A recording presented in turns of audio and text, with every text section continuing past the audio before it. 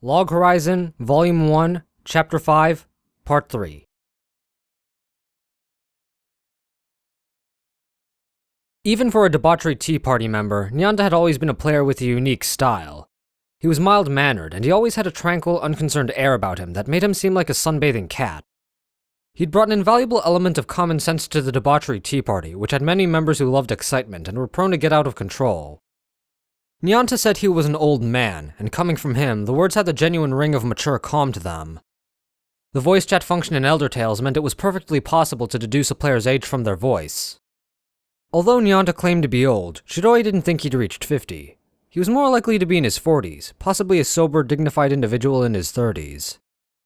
Of course, the average age in network games was low. Players in their 30s weren't rare, but players in their 40s were far and few between.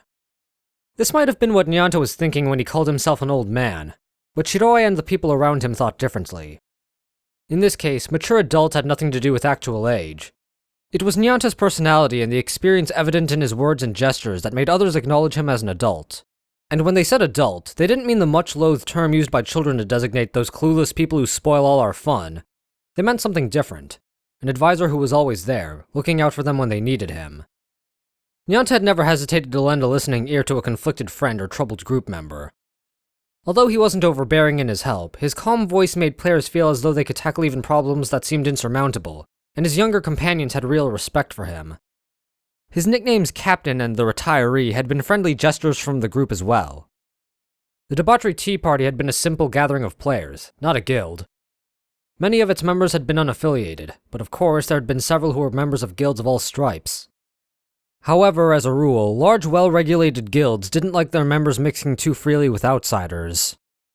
This wasn't simply baseless prejudice, although it could occasionally be that. The guilds were worried about losing their internal human resources. For example, if a high-level player who belonged to a guild was going to be out coaching new players who weren't part of the guild and younger players who belonged to other guilds, of course his guild would want him to coach their own younger players instead. At base, guilds were mutual aid organizations used by players to compensate for their own shortcomings. From that perspective, it was only natural that most debauchery Tea Party members who had other affiliations belonged to small or mid-sized guilds. Nyanta had belonged to the guild Cat Kibble. That said, Shiroe had never seen a Cat Kibble member besides Nyanta. Forget mid-sized or small, the guild had to have been practically non-existent. When Shiroe asked Nyanta about it, he'd laughed and said, "It feels a bit like I've found a veranda that suits me, but the house is falling to pieces." In that case, had Nyanta been an important advisor to the debauchery Tea Party or the power behind it? The answer was no. In fact, it seemed that Shiroe and Nyanta had been almost afraid of influencing the group's direction. He'd suspected that although Nyanta's attitude and way of enjoying the game were sedate, he'd actually liked the debauchery Tea Party's frequent shenanigans, and he'd wanted to have fun of the part of the group of so-called kids. I'm sorry, Miss Serara. My name is Shiroe. I'm a friend of the retiree here." "That's right, Serara. This is Shiroe, and he's a very good, clever boy. A merely promising young fellow. If he's the one who's come from you, this plan is bound to succeed." "I see your forced mews are alive and well, Captain." Shiroe smiled mischievously. He'd had fun picking on Nyanta's mews since their Tea Party days. "Why, whatever do mew mean, Shiroe? This is universal felinoid speech. And what amusing speech it is, if a bit rough around the edges." "Mew, rough, pick a species, Captain." Nyanta and Shiroe's cheerful exchange seemed to have thoroughly unsettled Serara. She finally pulled herself together enough to ask, "You two know each other then?" "Oh, I say we do. I once asked Shiroe to groom me for fleas." "I have no memory of doing any such thing." Further unsettled, Serara could only nod silently. "If you're here, Shiroe, who are the other two?" "One's Naotsugu, the other is a girl named Akatsuki, a level 90 assassin. During team training, she got 160 units in 10 days. She's really good." "So Naotsuguchi's here too, is he? And a Mew companion? That's fine news. It looks like it's your time at last, Shiroe." Nyanta's eyes were always slightly narrowed, as if he were smiling, but as he looked at Shiroe, his smile deepened slightly. "Captain Nyanta, what happened to Cat Kibble?" "The poor old house couldn't take the wind and snow. It collapsed. I may leave Susukino and make my way down to Akiba with Mew." Nyanta's words seemed more transparent than lonely. "What do you... Oh, hang on."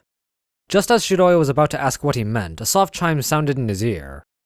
A group is approaching your building. They look rough. The leader may be a monk. 3 weapon attack classes, 2 healers. They seem to have formed a party. They're fanning out to block the street as they approach. They could be there in as little as 2 minutes. At Akatsuki's concise telechat, Shiroe visualized the map he'd been drawing a short while ago, the one of Susukino's streets. There's a group coming this way. A party of 6 led by a monk. Sound familiar? That's probably the Brigantier's leader, Demicus. He's a level 90 monk, and his friends' levels will be similar. He's the one behind this affair. The enemy. Nyanta said enemy very clearly. In the game, he'd never used that word to refer to other players, but now he had said it decisively and without hesitation. Hearing that settled Shiroe's resolve too. Does this building have a back door? We'll force our way through if we have to.